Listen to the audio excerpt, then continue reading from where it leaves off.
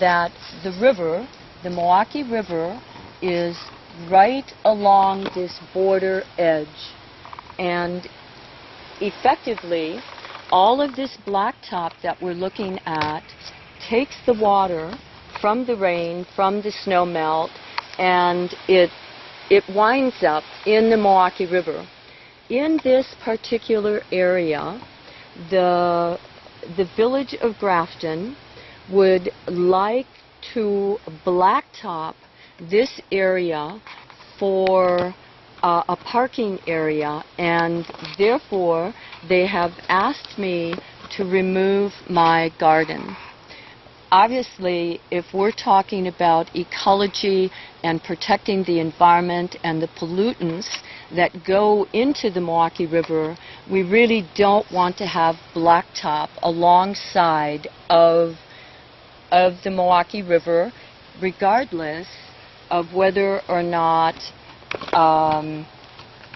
we're looking at it from the viewpoint of a portage pathway. For example, because the dam has not been removed, it has been decided by the village that, and the DNR, that they need to have an alternative route in order for those people to disengage and then re-embark with their canoes. And the site that they intend to do that on is right here. The DNR says that all that is required for that to take place is a dirt pathway and signs marking the area from which the canoe people, the canoeists, can disembark, carry their canoes down, and re-enter the land over here and into the water. So there is no need to remove this garden that has been here for over 20 years because of the village's demand that, quote, I do so, this needs to be a parking lot. If you'll take a look at the parking lot here, you'll notice that it's empty. There's plenty of spaces for people to park. If you take a look over here, you'll notice that there isn't anything but woods. So the question really remains, why would anyone want to blacktop this area to create a parking lot when there is absolutely no need for a parking lot here? We just went out to the garden to pick some of the ripe cucumbers and some more of the squashes and a yellow squash.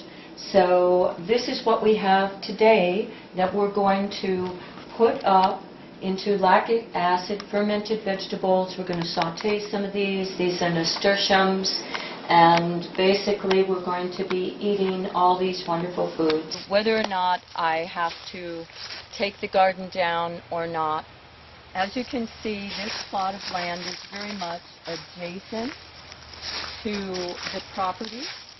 You can barely tell the difference where the lot line is, and I would have to go get some stakes to even begin to tell you where the village's land starts and our property ends. So in the process of looking at the garden, I would like for you to notice that this is a compost pile.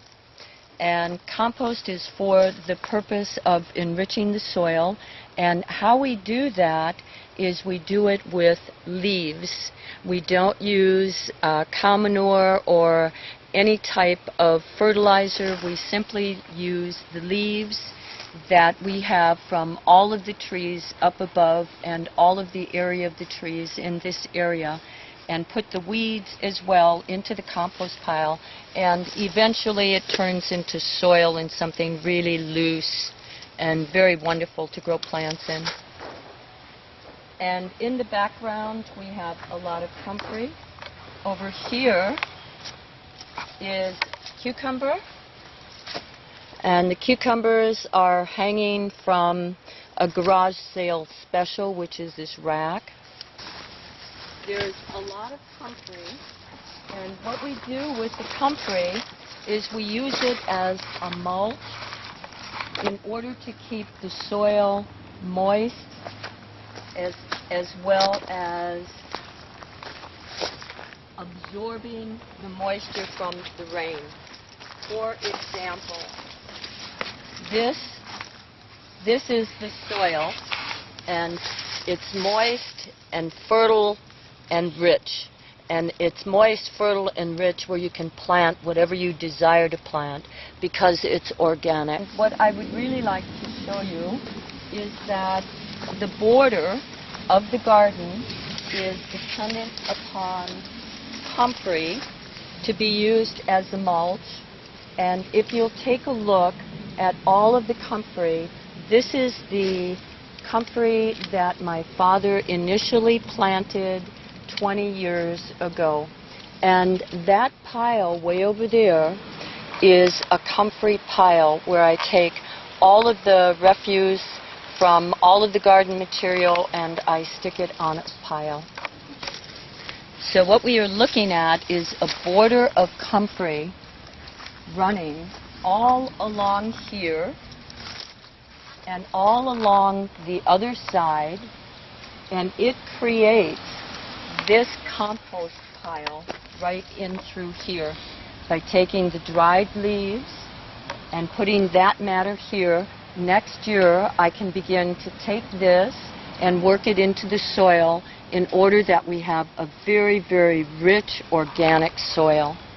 If you will take a look at the slope of the land, you can see how easy it is for washout to occur by simply having the snow melt, just take everything and run it right down. And I'm going to go this way into the Milwaukee River, and this could have a nice pathway. And what I really want to say while I'm doing this is that it doesn't interfere with the garden that's already established and growing.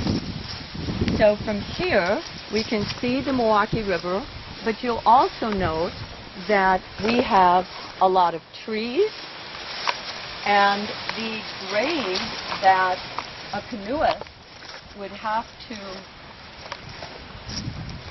walk with the canoe is from here to the water. No one has told me that they needed to extend this area to create more parking space, when effectively, if you will take a look at this area, nobody is here. Of course, today is Sunday, but you can take an aerial view on any day of the week and you'll find that there aren't a whole lot of people that use this parking lot.